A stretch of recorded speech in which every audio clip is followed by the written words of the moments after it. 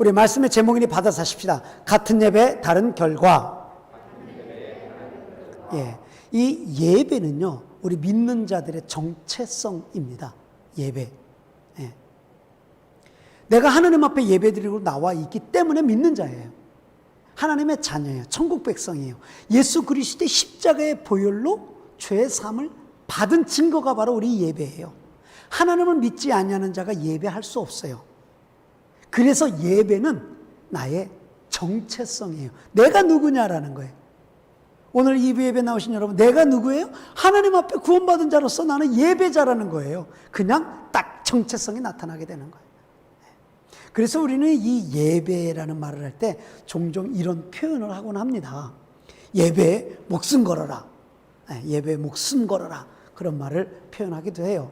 참 어떤 면에서 부담스러운 말이기도 하고, 아니면 또 그렇게 되기를 원하는, 간절히 소원하는 마음이 있기도 하고, 그렇게 하지 못해서 죄송스러운 마음이기도 하고, 막 복잡한 마음이 들어요. 예배에 목숨 걸라 하면 정말 참 그런 마음이 들어요. 그래서 여러분께 다시 한번 여쭤볼게요. 자, 예배에 목숨 걸라. 1번, 맞다. 2번, 아니다. 3번, 잘 모르겠다. 몇 번? 1번이에요? 확실한 대답이 1번이에요. 예, 1번이에요. 일단은 예배는 목숨을 걸어야 돼요, 사실. 예, 근데 여러분, 목숨은 걸어야 되는데 그 의미가 뭐냐에 대해서 잘 생각해 봐야 돼요. 목숨 거는 의미가 뭐냐는 거예요. 왜냐하면 오늘 우리가 본문을 읽었잖아요. 창세기 4장에 보면요, 가인이 예배에 목숨 걸고 살인자가 됐어요. 예배에 목숨 걸었다 살인자가 됐다고. 그래서 예배에 목숨 건다는 그 의미가 뭐냐, 이거를 잘 한번 생각해 봐야 돼요. 예를 들자면 어떤 사람이 그냥 헐레벌떡 예배당으로 뛰어오면서 목사님 그냥 예배 늦을까 봐 120마일로 달려왔습니다.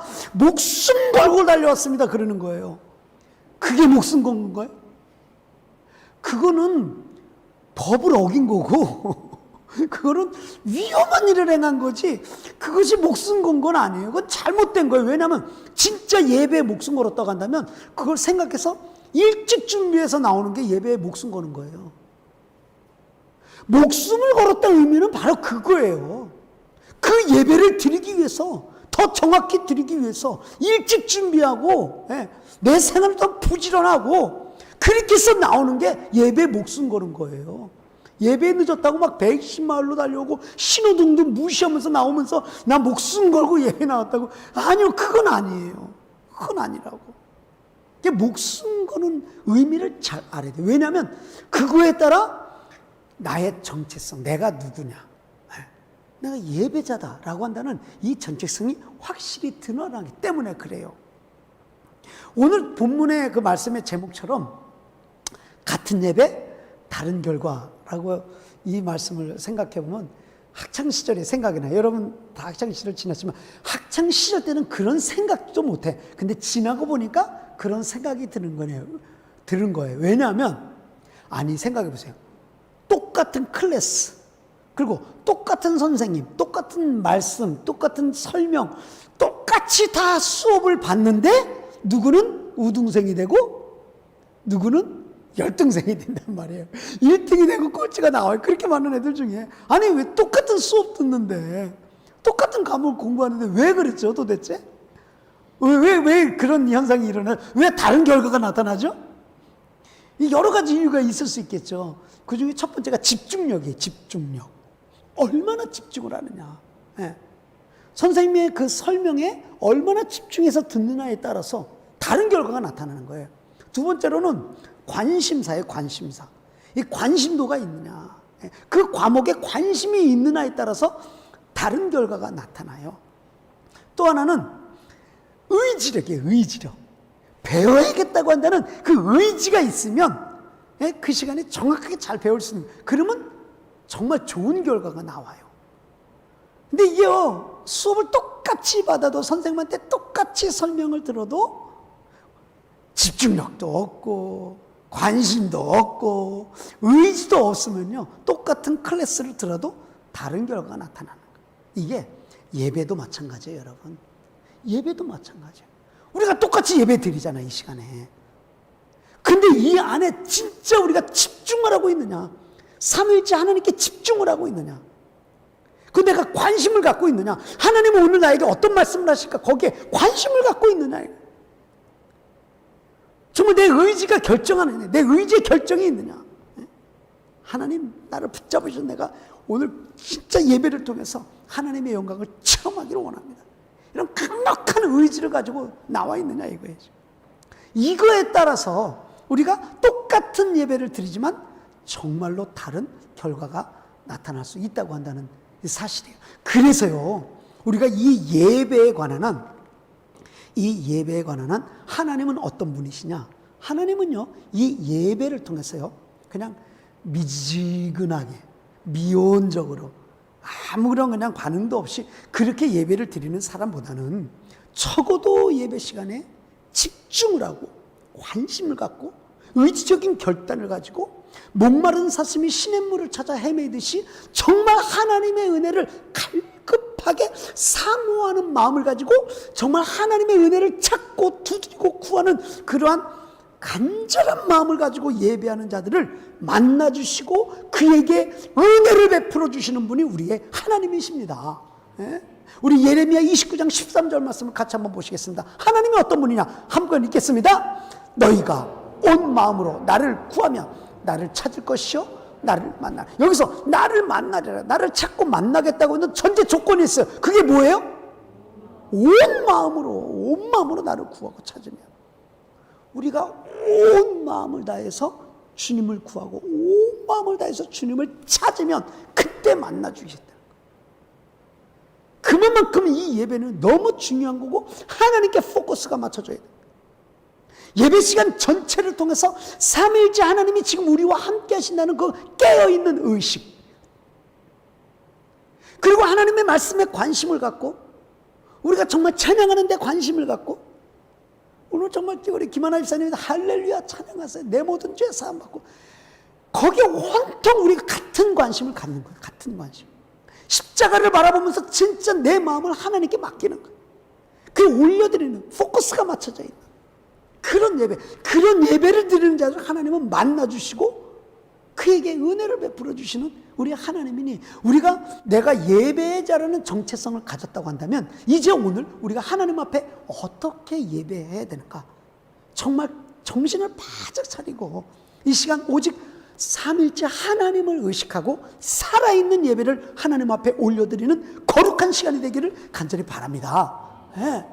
그런데 오늘 본문을 우리가 읽었다시피 여러분, 오늘 가인과 아벨의 이 이야기는 대부분 우리가 잘 아는 말씀이지요. 하나님이 가인의 예배는 받지 아니하시고 아벨의 예배는 받으셨어요. 둘 다 똑같이 예배를 드렸는데 다른 결과가 일어났단 말이죠. 그래서 왜 이런 일이 일어났는가 도대체? 예?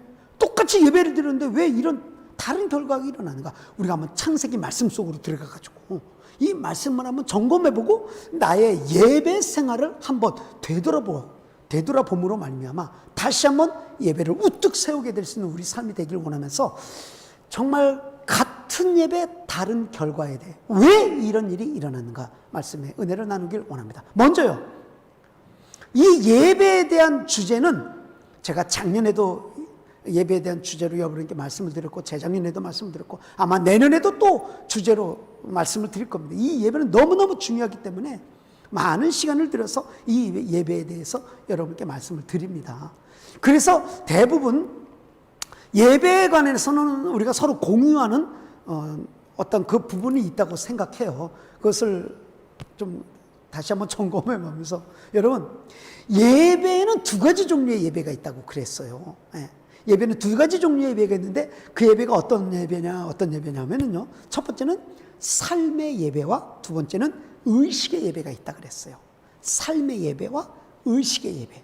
그러니까 이 삶의 예배는 개인적인 예배겠죠. 그러면 의식의 예배는 공동체의 예배입니다. 삶의 예배는 우리가 서로 안 보잖아요. 보여지지 아니하는 예배잖아요. 그러나 이 의식의 예배, 공동체 예배는 보여지는 예배거든요. 우리 서로에게. 이렇게 좀 크게 예배는 두 종류의 예배가 있으니 삶의 예배와 의식 예배가 있다라는 거예요.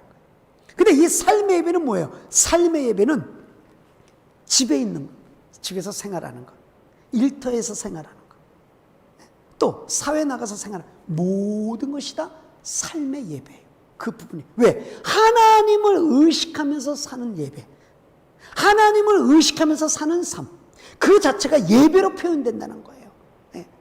그래서 삶의 예배는요, 우리의 말과 행동과 가치관과 삶의 스타일과 이런 것과 굉장히 밀접하게 연관이 되어 있어요.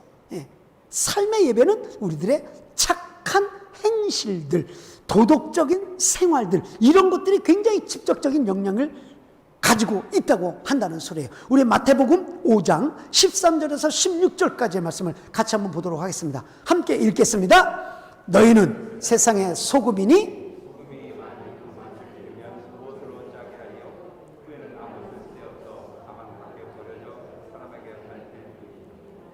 너희는 세상의 빛이라.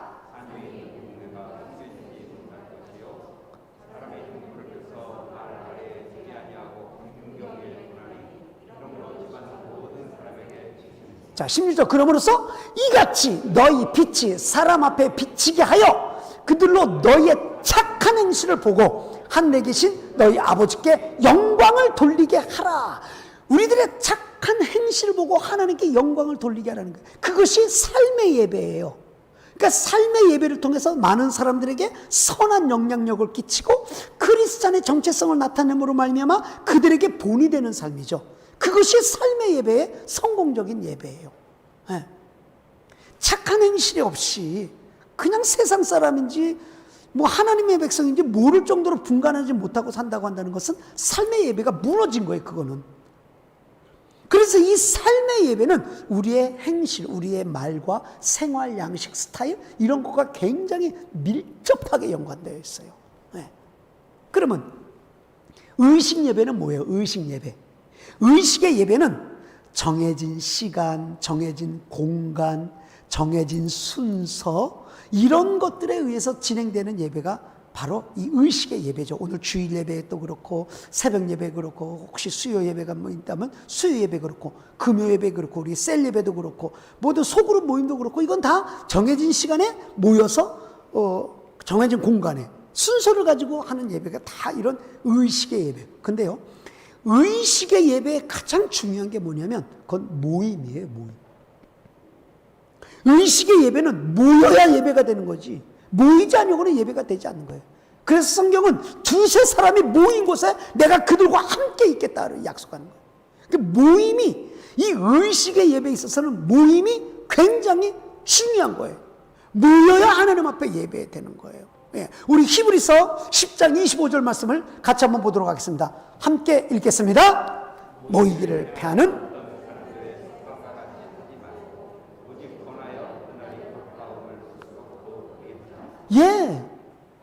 우리가 모이기를 패하는 사람들의 습관과 같이 하지 말라고 그랬어요. 그날이 가까울수록, 주의 날이 가까울수록 더욱더 힘써 모이면, 이 코로나 바이러스로 인해서 지금 얼마나 어려워졌습니까? 이 모임이 무너지는 상태이기 때문에 이게 정말 예배를 다시 세우려면 얼마나 힘들지 몰라요. 예배가 무너지는 건 굉장히 쉬워요, 여러분. 근데 무너진 예배를 다시 세우기란 정말 이건 쉽지는 않아요. 너무 어려운 문제예요. 그래서 의식의 예배에 있어서는 모임이 굉장히 중요해요. 모임이 굉장히 중요해요. 여러분, 마귀의 사명이 뭔지 아세요? 마귀의 목적이 뭔지 아세요? 그것은 우리의 예배를 무너뜨리는 거예요. 우리의 삶의 예배를 무너뜨리고 공동체 예배, 이 의식의 예배를 무너뜨리는 게 마귀의 사명이에요. 그게 목적이에요. 우리의 삶의 예배를요, 마귀는 얼마나 무너뜨리는지 몰라요. 육신의 정욕과 안목의 정욕과 이생의 자랑을 위해 살게 하고요. 욕심에 의해서 살게 하고요. 분주하게 살게 하고요. 너무 바쁘게 만들어요. 관심이요, 다른 데 관심이 너무 많게 만들어요. 하나님 앞에 관심을 가질 만한 시간조차 없어요. 얼마나 바쁘게 만드는지 몰라요. 심지어는요, 일주일 동안 살면서 월요일부터 토요일까지 이렇게 살면서 내가 하나님의 백성인가라고 생각을 한 번도 못할 만큼 너무 바쁘게 우리를 몰고 가요. 그게 삶의 예배가 무너지는 거거든요. 삶의 예배가 무너지는 거. 우리의 정체성을 잃어버릴 정도로 이걸 무너뜨려요, 마귀는. 뿐만 아니라 이 공동체 예배도 무너뜨려요. 정말 예배만 가려면 뭔 일들이 많이 생기는지 몰라요. 그것도 다 당위성이 있어요. 예, 못 나오는 당위성이 다 있다고. 거기에 코로나 바이러스까지도 엎친 격에 덮쳤어요, 지금. 코로나 바이러스까지. 이 바이러스는 아주 합법적인 마귀의 도구 같아요, 이제는. 예. 얼마나 지금 어려워졌는지 몰라요. 이것들이 무너지는 거예요. 정말 이 세상과 악한 영들은 우리의 개인의 예배, 삶의 예배, 우리의 의식의 예배, 우리의 공동체 예배를 완전히 다 무너뜨리는 거예요. 무너뜨려요. 정말 우리가 경각심을 가져야 돼요. 예배를 무너뜨리려고 하는 시도는요, 각 시대마다 많이 있었어요. 많이 있었습니다. 예. 17세기, 18세기에 프랑스 혁명이 그렇습니다. 프랑스 혁명. 그때 프랑스 혁명이 일어났는데, 이 프랑스의 혁명을 주도한 세력이 누구냐면 무신론자들이었어요. 무신론자들. 그들이 슬로건을 뭘 걸고 나왔죠? 혁명을 일으키면서 왜 특권층에만 부가 있느냐 이거죠. 특권층에만 부가 있는 거예요. 우리가 다 똑같이 잘 살아야 되는데 왜 우리가 그런 특권층 사람들만 잘 먹고 잘 사느냐. 우리가 혁명을 일으키자. 우리도 똑같이 일을 해서 똑같이 벌고 똑같이 쓰고 똑같이 잘 살자는 게 바로 프랑스 혁명이거든요. 예. 그래서 뭐를 한 줄 아세요, 여러분? 일주일이 성경적인 단위는 일주일입니다. 예. 일요일 주일부터 해서 토요일까지 이게 다 하나님께서 제정한 시간이거든요. 일주일이라는 게. 그런데 이 무신론자들이 프랑스 혁명을 일으키면서 일주일을요 7일로 끊지 않고 10일로 끊었어요. 일주일을 10일로 지냈다고요. 그러면서 우리가 좀 더 일을 해서 돈 더 많이 벌고 우리가 좀 더 누리며 살자. 그래서 혁명을 일으키면서 일주일을 10일 단위로 끊었어요. 생산력이 높아졌나요? 그래서? 많이 벌었나요? 아니요. 일주일을 10일 단위로 끊었는데 오히려 생산력이요 40%가 저하됐어요. 감소된 거예요. 오히려.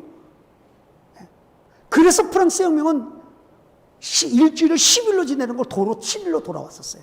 여러분 한번 이걸 자세히 한번 보세요. 이 속에 무엇이 숨겨져 있는가? 일주일을 10일로 끊다 보니까 당연히 주일날 크리스천들이 예배를 못 드리게 되는 거예요. 다 일하러 나가야 돼. 예배의 날이 무너져 버린 거예요. 프랑스에. 겉으로 보이는 건 서로 잘 살자는 거예요. 국민 우리 너도 나도 잘 살자. 똑같은. 이거 누가 반대하겠어요? 근데 속 내용에 들어가 보니까 그건 반기독교적이고 예배의 날을 뺏어가는 그 엄청난 위험이 숨겨져 있었던 거예요. 여러분 프랑스가 다시 10일이 아니라 7일로 돌아왔을 때 예배가 회복됐느냐? 아니요. 굉장히 어려워졌어요. 그래서 프랑스와 뿐만 아니라 영국과 그 유럽에 있는 모든 그 지역들이요. 이런 것들로 인해서 예배가 무너지기 시작했고 지금은 보십시오. 20세기 지나서. 유럽 지역에는 더 이상 그 중세 시대에 일어났던 강력한 하나님의 은혜는 이미 다 사라졌어요. 회복하지 못해요. 지금도 회복하지 못해요. 여러분 이게 그 혁명 속에 숨겨져 있는 게 뭔가를 봐야 돼요. 레닌이 공산주의 혁명을 일으킬 때도 마찬가지였었어요. 예. 공산주의 혁명을 일으킬 공산이 뭡니까? 같이 잘 살자예요. 공산. 너도 나도 똑같이 다 같이 살자는. 얼마나 좋습니까? 공산주의의 이 레닌주의는요. 이게 완전히 이게 무신론자들이거든요. 이 사람들이. 근데 이제 역사를 이렇게 보니까 프랑스는 일주일을 10일로 하니까 그건 너무 길었어. 그래서 레닌은요. 일주일을 며칠로 끊었는지 아세요? 8일로 끊었어요. 8일. 일주일을 8일로 끊었어요. 근데 일주일을 8일로 끊어서 해보니까 생산력이 높아졌나요? 아니요. 30% 넘게 오히려 감소가 되는 거예요. 그래서 당황했죠. 10일은 실패했는데 그러면 8일 정도는 괜찮을 것 같은데 이것도 안 되네? 그래가지고 며칠로 바꾼 줄 아세요? 일주일 단위를? 6일로 바꿨어요. 6일. 6일로 바꿨다고. 좀 더 일찍 쉬게 하자 그러면 생산력이 높아질 거예요. 6일로 바꿨. 생산력이 높아졌나요? 그렇지 않아요. 오히려 감소했단 말이죠. 그래서 러시아도 오히려 일주일로 다시 돌아왔어요. 여러분, 이 속에 숨겨져 있는 게 뭐예요? 8일과 6일이라는 쪽에 숨겨져 있는 게 뭐냐고. 예? 그들의 의도가 뭐냐고. 주님의 날인 이 7일을, 안식일을 쉬는 날을 뺏어가는 게 그들의 의도였다고요. 국민들이 알았습니까, 그걸? 다 같이 일해서 다 같이 잘 살자는데 누가 반대합니까? 거기에 반대하면 그건 역적 아닙니까? 기독교인들은 거기 다 반대했지만 그래서 기독교가 탄압을 당하기 시작한 거예요. 하나님의 나라를 우리가 예배를 해야 된다. 근데 역사적으로 보면 이런 예배들이 다 무너져요. 그래서 소련은 완전히 공산국가가 되고, 정교회는 공산당과 손을 잡고, 오히려 나라는 완전히 하나님을 떠나는 나라가 되고 말았습니다. 이처럼요, 악한 영들과 이 세상의 법은 힘과 파워를 가지고 하나님을 대적합니다. 그들이 손본 게 뭔지 아세요? 예배의 날을 손본 거예요. 예배하지 못하도록 손본 거예요. 여러분, 지금 코로나 바이러스를 법을 통해서 예배를 타치하고 있잖아요. 굉장히 위험한 거예요. 굉장히 위험한 거예요. 특별히 제가 몇 주 전에도 여러분께 말씀을 드렸지만 포괄적 차별금지법, 이거는요 정말 다시 한번 생각해 봐야 돼요. 우리 믿는 자들 정신 바짝 차려야 돼요. 말은 좋죠. 차별하지 말자고 한다면 말은 좋죠. 포괄적으로. 그럼요. 소수의 사람들 소리도 들어주자. 얼마나 좋습니까? 거기 누가 반대하겠어요? 누가 반대하겠어요? 근데 그 속 조항에 들어가 보면, 그거는 반성경적인 내용들이 있고, 반기독교적인 내용들이 들어가 있기 때문에. 근데 여러 가지 수십 가지 항목이 있지만 그 속에 두세 가지가 딱 걸려져 있는 게 완전히 이거는 성경과 반대되는 것들이에요. 이거 통과된다면 정말 여러분 통과되기가 힘들지, 만약 통과되면요 그 이후에 일어나는 일들은요 세부적인 조항이 들어가기 시작하면 걷잡을 수 없습니다. 여러분. 지금은 그들이 그럽니다. 이게 차별금지법이라고 한다는 것은 뭐 기독교를 차별하려고 한 게 아니라라고 얘기를 해요. 그리고 교회도 남대로 성경 다 얘기할 수 있다라고 얘기하지만 그렇지 않아요, 여러분. 그거 통과가 되면은요 분명히 정부는 법으로 들고 교회에 들어오게 돼 있어요. 더 이상 하나님의 말씀대로 정확히 증거하지 못하게 돼 있다고요. 그 법 자체가. 마치 이럴 것 같아요. 여러분 혹시 전화기 살 때 이거 여러분 전화기 살 때 계약서 다 봤나요? 계약서? 다 보고 사인했나요? 대부분 그런 사람 없어요. 이거 계약서 할 때 여러분 깨알같이 보이지도 아니한 그 글씨 있잖아요. 조그만 그거 다 읽어보고 샀어요? 읽어봤나 봐. 이거 대단하신 분들이네. 저는 읽어보지 않고 이 전화기 살 때 그거 읽어보지도 않고 샀어요. 근데 그것 때문에 걸려서 얼마나 불이익을 보고 고통받는 사람이 많은 줄 아세요? 제가 이 전화기 그 케이스예요. 그래서 일부러 들고 나왔어요. 이거. 저는 사람의 말을 그냥 잘 믿어버려요. 이상하게. 그냥 믿어요. 또 세일즈맨 얘기하는 거는 그냥 믿어요. 그래서 사인을 했어요. 그걸 뭐라고 얘기하냐면 리베이트가 어떻게 되고 이거 사면 아이패드도 공짜로 주고 내가 공짜 줘서 그랬나? 이것도 주고 너무 조건이 좋은 거예요. 그래서 사인했어요. 나중에 알고 보니까 비리 날라오기 시작하는데 돈 낼 건 그대로 다 내고 더 내고, 기분이 상할 건 상할 대로 상하고, 2년을 꼬박 쓰는데 얼마나 괴로운 줄 몰라. 매달마다 괴로워. 이게. 그래서 내가 이걸 끝나면 계약 끝나자마자 다시는 이거 쳐다보지도 않는다 그랬어요. 여러분, 포괄적 차별금지법이 바로 그와 같아요, 여러분, 지금. 이거 사인하기가 힘든 거, 이거 통과하기가 힘든 거, 통과만 되면 엄청난 일들이 일어나요. 엄청난 일들이 일어나요. 우리의 정체성을 흔들어 놓는다고 이 세상의 법과 악한 영의 세력들은 우리의 예배를 흔들어 놔요. 예배를 흔들어 놔. 예배를 드리지 못하도록. 우리 정신 똑바로 차려야 돼요, 지금. 코로나 바이러스 속에 우리가 진짜 믿음의 정체성을 분명히 나타내야 돼요. 우리의 정체성은 예배에 있거든요, 예배. 삶의 예배와 이 의식의 예배, 공동체 예배가 우리의 정체성이에요. 이 세상의 다른 종교들은요, 절대 이 차별금지법에 반대할 이유도 없고 그들은 찬성합니다. 불교도 그렇고 뭐 다른 종교도 그렇고 뭐 그들은 찬성해요. 왜냐하면 하나님의 말씀 같은 것이 없기 때문에 그래요. 하나님이 남자와 여자를 창조하시고 가정을 그렇게 만들어 주셨다고 한다는 그런 말이 그들의 무슨 불교에는 없어요. 그런 말이고. 그러니까 뭐 너도 좋고 나도 좋고 차별하지 말자니까 다 찬성하는 거예요. 그러나 우리는 그럴 수가 없어요. 하나님의 예배하는 우리는 그럴 수가 없어요. 왜? 하나님의 말씀이 있기 때문에.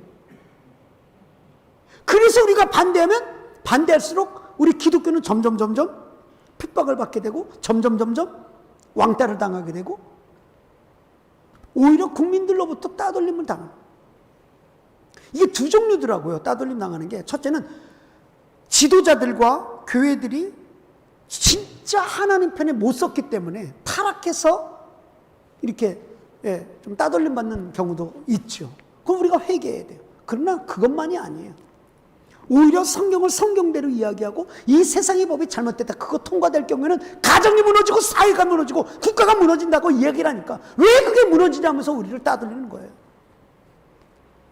근데 여러분 보십시오. 이게 통과되면 가정 무너지게 돼 있어요. 가정이란 제도가 완전히 달라져요, 형태가. 한국뿐만 아니라 지금 전 세계적인 문제입니다, 이게. 전세적인 평등하다, 아니면 차별 두지 말자. 이게 전세적으로 흩어지기 때문에 똑같아요. 지금 미국의 어느 주에서는 어느 시에서는 시의회에서 뭐가 통과됐냐면 부부를 3명 이상도 부부로 인정한다라는 법이 통과돼서 시에서 3명 이상이 부부래도 그게 부부라는 거야. 4명도 부부가 될 수 있고 5명도 부부가 될 수 있어요, 여러분. 그거 잘못됐다고 하면 안 돼요. 그건 법으로 못하게 돼 있어요. 그거 잘못됐다고 얘기 못해요. 아니, 난 너무 이상해요. 3명이 부부가 되면 어떻게 부부가 돼야 되는 거예요? 남자 안에 여자들? 여자에는 남자들? 아니면 남자 셋? 여자 셋? 4명이 될 때는 어떻게 되는 거예요? 여러분, 이 차별금지법이 우리나라도 이거 통과되면은요, 그런 것에 대해서 이야기하지 못해요. 우리의 정체성을 흔들어 놓는 건 이 예배를 통해서 예배를 드리지 못하게 할 뿐만 아니라 하나님의 말씀은 하나님의 말씀되지 못하게 하는 그런 부분들이 있기 때문에 우리가 진짜 이 시대에 우리의 정체성을 다시 한번 점검해 봐야 돼요. 예배를 드리는 내가 어떻게 살아야 되는가? 삶의 예배를 어떻게 드려야 되는가? 삶의 예배를. 그리고 이 공동체 예배를 어떻게 드려야 되는가? 이 두 가지가요, 우리의 정체성이라고요. 흔들리지 않은 우리의 정체성이라고. 이거 어느 것 하나 무너지기 시작하면요, 모든 것이 다 무너지는 거예요. 그래서 같은 예배를 드리지만 다른 결과를 맞이하는 이런 부분에 있어서는 우리가 정체성을 확실히 세우자는 거예요. 삶의 예배에 대해서, 또 공동체 예배에 대해서 정확하게 세워나가야만이 우리가 같은 예배를 드리고 같은 결과를 얻을 수 있는 겁니다. 그래서 두 번째로 오늘 우리가 읽은 이 본문의 말씀에 보면은 어떻게 해서 가인과 아벨은 같은 예배를 드리고 이렇게 다른 결과가 있을 수 있느냐, 어떻게 사람을 죽이는 결과가 일어나느냐. 8절 말씀에 있잖아요. 우리 8절 말씀 한번 같이 한번 보겠습니다. 8절 말씀 함께 읽겠습니다. 가인이 그의 아우 아벨에게 말하고, 가인이 그의 아우 아벨을 쳐 죽였다 그랬어요. 쳐 죽였다고.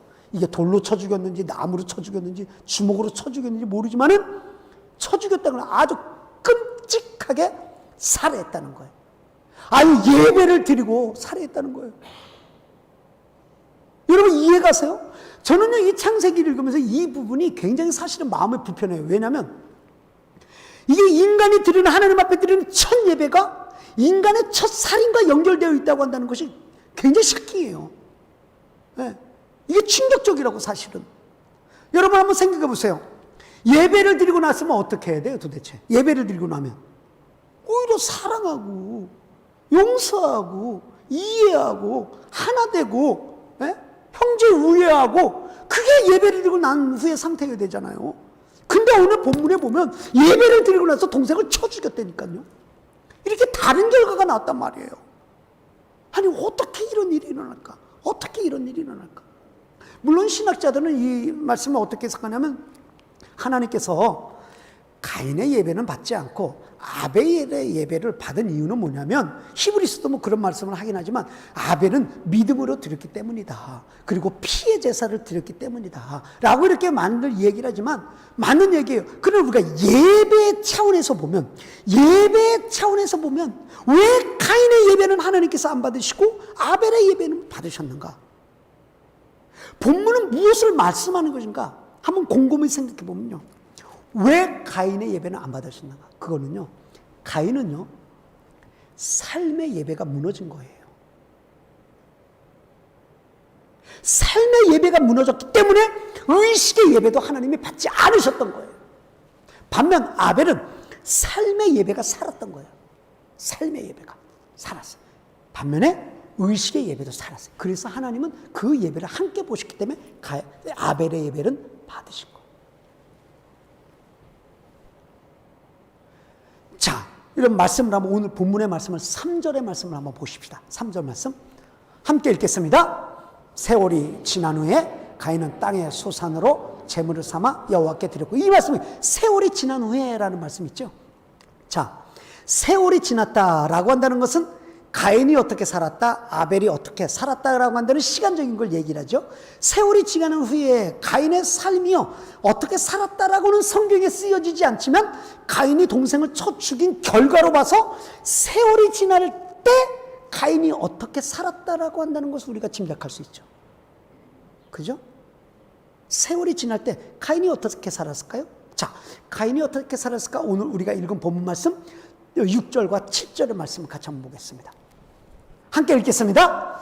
여호와께서 가인에게 이르시되 내가 분하여 하면 어찌 됨이며 안색이 변하면 어찌 됨이냐? 내가 선을 행하면 어찌 낯을 들지 못하겠느냐? 선을 행하지 아니하면 죄가 문에 엎드려 있느니라. 죄가 너를 원하나 너는 죄를 다스릴지니라. 이 말씀 봤을 때 우리가 6절에도 봤듯이 네가 분내면 어찌미냐? 얼굴이 붉어지고 얼굴이 변하는 것 무슨 일이냐 라고 이야기했을 때 여러분 보십시오. 가인이 세월이 지난 후에 라고 했을 때 가인이 살아온 인생을 쭉 보면요, 어느 한날 갑자기 동생이 미워서 쳐 죽이지 못해요. 그럼 뭘 얘기하는 걸까요? 살아온 인생에 그 마음이 계속적으로 있었던 거예요. 어느 날 갑자기 한 사람이 화낼 수도 있지만 그 화냄이라는 건 하나님께서 이 가인에게 지금 지적하신 거, 네가 화를 내는 이유가 뭐냐라고 한다는 것은 한 번 화를 낸 것이 아니라 가인의 삶 속에 그런 분노의 삶을 살았다. 계속 화를 내고 자기의 감정을 추스리지 못하고, 예. 그런 삶이 무너진 것을 하나님께서 아신 거예요. 그렇게 무너진 삶을 살다가 의식의 예배를 드린다고 해서 하나님이 받을 리가 없죠. 그래서 하나님은 가인의 예배를 받지 않은 거예요. 그리고 보십시오. 가인이 하나님으로부터 거절당했잖아요. 자기 예배를 거절당했잖아요. 그러고 났을 때 아벨을 어떤 눈으로 봤을까요? 아벨을 어떤 눈으로 보게 돼요? 아주 사랑스럽게 봐요. 네? 다 자기 동생으로. 네? 가인이 이미 그의 삶의 예배가요, 완전히 하나님을 떠나고 분노하고 화내고 자기 고집대로 살고 그런 삶의 예배가 무너진 상태이기 때문에 그 상태에서 의식의 예배 하나님 앞에 딱 거절당하니까 이 가인이 오히려 더 그의 눈이 아벨을 어떻게 보냐면 너 때문이야. 너 때문에. 너만 없으면 하나님이 내 예배 받았을 때 네가 있기 때문에 하나님이 내 예배 안 받는 거 아니냐. 너 때문이야, 너 때문이야. 그리고 분이 나서 화가 나가지고 돌로 쳐 죽인 거예요. 어떤 것으로 쳐 죽인 거예요. 네? 여러분, 이게 가인이 굉장히 착각하는 거예요. 그런 마음을 가지고 있으면요, 동생 아벨이 없다 할지라도 하나님은 가인의 예배를 받지 않아요. 그런 예배 받지 않으신다고.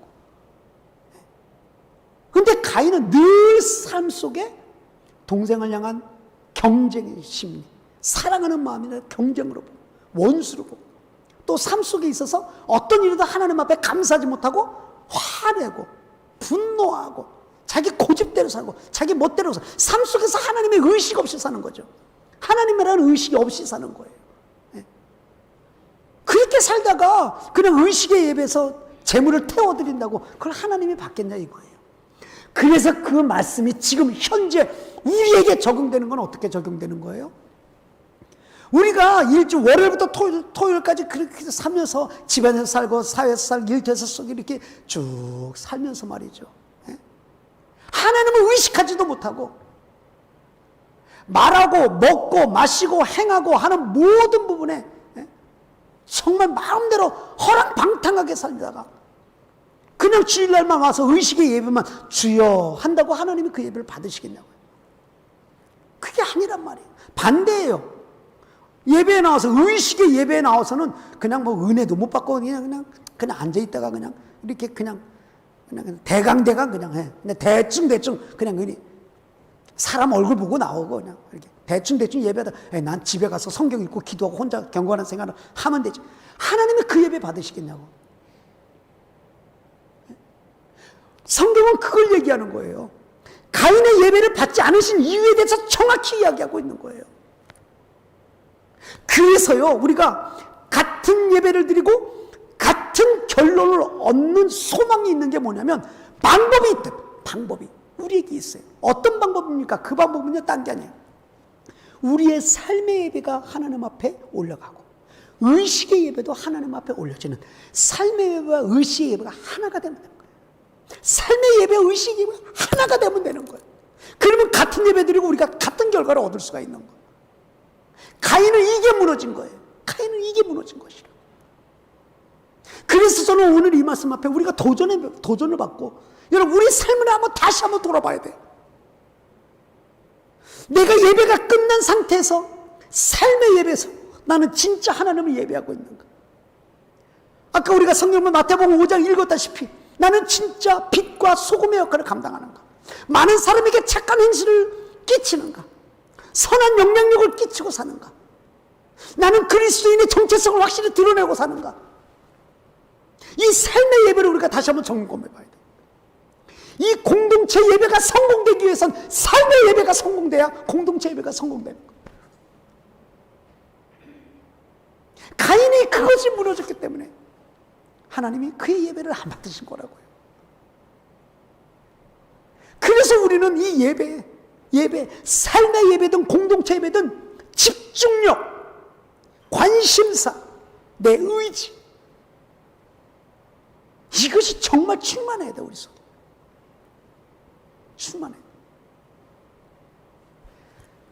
월요일부터 토요일까지 우리 삶을 통해서, 가정에서든 시청에서 이 삶을 통해서 하나님을 의식해봐요. 하나님께 관심을 가져봐요.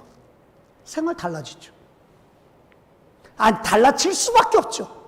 안 달라지는 게 이상한 거죠. 그리고 나서 주일날 와서 예배 드려보십시오.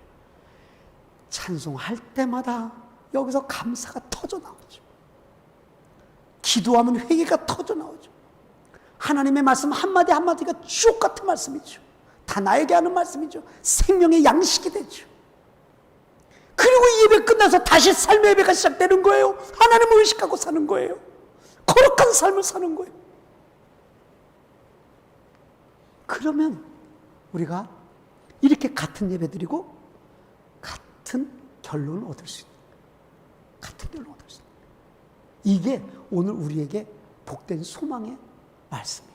그래서 저는 이 코로나 위험 속에 있지만 다시 한번 우리가 이 삶의 예배와 이 공동체 예배, 의식의 예배를 우리가 정확하게 다시 한번 마음속에 품고 나는 예배자로서 예배의 정체성을 확실히 드러내놓고 살리라라고 하는 결단이 오늘 말씀 앞에 있어야 돼요, 여러분. 말씀 앞에 있어야 돼요. 예. 어느 거 하나 끊어지면 안 돼요. 그래서 삶의 예배와 공동체 예배, 이 의식의 예배는요, 그러니까 수레바퀴 같아요. 마차의 두 수레바퀴라고 해요. 똑같아야 돼요. 이게 같이 나가야 돼. 하나님의 나라라고 한다는 목표를 향해서 앞을 향해서 나가려면 이 바퀴가 똑같아요. 크기가. 하나라도 적으면 직진 못해요. 빙빙빙빙 돌지. 그 자리에서 돌지. 나가지 못해요. 그래서 삶의 예배와 우리의 이 의식의 예배가 이 두 바퀴가 같이 굴러가게 돼. 같이. 그래서 하나님의 임재, 하나님의 살아계심, 하나님의 역사 앞에 우리가 앞으로 나갈 수 있는 거예요. 네? 이게 진짜 예배라고요. 어느 거 하나 무너지면 안 돼요. 그럼 우리가 똑같이 예배를 드리고도 우리가 다른 결과가 나타날 수 있어요. 8월 달에 우리가 예전에 3월 달에 코로나가 시작될 때 날씨가 더우면 이 바이러스가 좀 영향력을 좀 못 끼칠 것이다. 그렇게 했지만 지금 뭐라 그래 발표가? 날씨하고 상관없대. 이 더운 날씨도 바이러스가 활동한다는 거예요. 그 위험 속에 있잖아요. 그러니까 더욱더 위축되는 거예요, 우리가. 예배자로서 살기가 이 정체성을 이거 유지하기가 그렇게 쉬운 게 아니에요. 그래서 저는 오히려 반대로 하나님의 말씀을 예배로 한번 우리가 같이 한번 생각해 보기를 원하는 거예요. 예배의 생활에 대해서 다시 한번 우리가 점검해 보기를 원하는 마음으로 오늘 이 창세기의 말씀을 여러분께 드린 것입니다. 가인의 예배가 무너진 건 뭐예요? 삶의 예배가 무너진 거예요. 가인의 예배를 하나님께서 받지 않은 이유는 뭐예요? 삶의 예배가 무너졌기 때문에. 삶의 예배가 무너지면 의식의 예배 하나님 받지 않으신다고 한다는 사실을 우리는 창세기를 보면서 이 시간 모여있는 우리 이 예배를 다시 한번 경각심을 가지고 우리 예배를 다시 한번 돌아봐야 돼. 내 삶을 돌아봐야 돼. 말씀을 맺고자 원합니다. 여러분, 똑같은 예배를 드리고 한 사람은 살인자로 전락해버리고 한 사람은 순교자가 됐어요. 순교자가 된 것은 그것은 우리에게 영광스러운 일이기 때문에 뭐 더 말할 나이가 없죠. 그러나 예배를 드리고 살인자가 되었다고 한다는 것을 우리가 주목해서 볼 줄 알아야 돼요. 진짜. 왜? 우리도 동일하게 그럴 수 있기 때문에. 우리도 동일하게 그럴 수 있기 때문에. 왜 카인이 그렇게 됐는가? 다시 한번 봐야 돼요. 성경을 보고 다시 한번 말씀을 들어야 돼요, 여러분. 왜 그렇게 됐냐? 왜 그렇게 됐냐?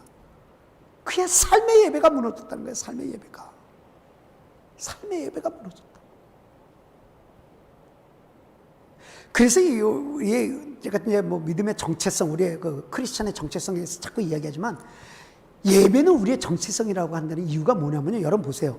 우리는요 예배로 시작해서 예배로 끝나는 사람이에요.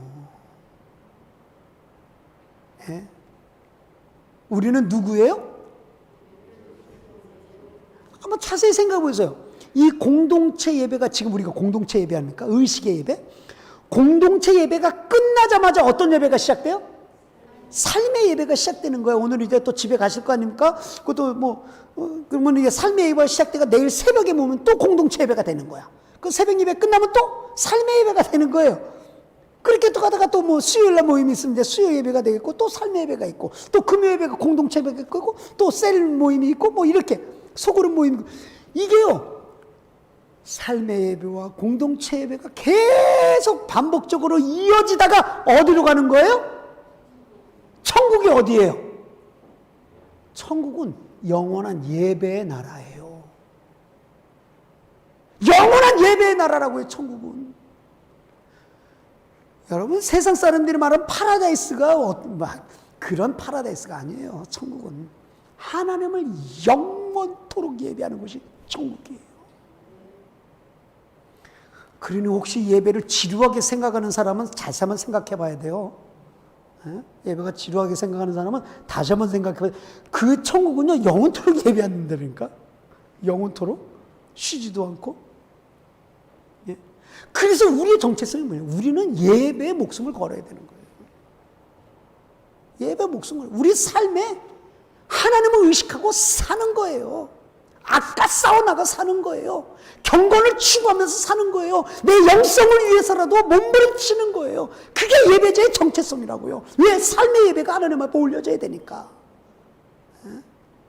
반면에 이 공동체 예배도 그냥 몸만 나와 있다고 예배가 아니에요. 이 공동체 예배도 말이죠, 우리가 집중력을 가지고 관심을 가지고 내 의지적인 결정을 하고 말이죠, 오직 하나님, 오직 하나님, 오직 삼일체 하나님. 그래서 세상과 나는 간 것 없고 구속한 주만 보이는 예배가 바로 이 공동체 예배가 되도록, 그런 예배가 돼야 돼요. 그래야 우리가 똑같은 예배를 드리고 똑같은 결과를 얻는 거예요, 여러분. 이게 복음이에요. 이게 복음. 이게 복음. 저는 여러분, 저와 같이 우리 모두가 다 같은 예배 드리고 이제 또 삶의 예배 드리고 또 같은 예배 드리고 삶의 예배 다 드리다 영원히 예배를 드리는 하나님 나라에서 우리가 다 같이 모여서 영원토록 기쁨 가운데 하나님을 찬양하는 거룩한 자리에 모두가 다 만나게 되기를 주 예수 그리스도의 이름으로 축복합니다. 그래서 우리의 정체성은 예배에 있기 때문에 8월 한 달 내내 예배의 말씀을 들을 때 여러분 가슴으로 받고 정말 우리의 심령 깊은 곳에 이 말씀을 받아들임으로 말미암아 코로나 위험 속에 있지만 예배자로서의 그 위치를 잃지 아니하고 예배자로서의 정체성을 잃어버리지 아니하고 정말 예배로 승리하게 될 수 있는 복이 넘쳐나기를 간절히 바라는 마음으로 이 말씀을 어떻게 결론을 내릴 수 있느냐면요, 여러분 보십시오. 예배가 나의 정체성이라고 그랬잖아요. 그러면 그게 뭐냐면 내가 어디를 가든 그것이 예배 처소가 되는 거예요. 집에도 가도 예배 처소가 되는 거예요. 일터에 가도 그것이 예배 처소가 되는 거예요. 내가 마트에 가도 상점에 가도 그것이 내 예배 처소가 돼요. 이게 진짜 예배. 그러면 뭐예요? 나는 누구예요? 예배자예요. 집에 가도 나는 예배자예요. 일터에 가도 나는 예배자예요. 상점에 가도 나는 예배자라고요. 어떻게 행동하고 어떻게 살아야 될까? 그냥 답이 나오는 거거든요. 그런 예배, 그런 예배. 예배가 살아나는 만나 교회에 하나님의 자녀들의 삶이 되기를 주 예수 그리스도 이름으로 축복합니다.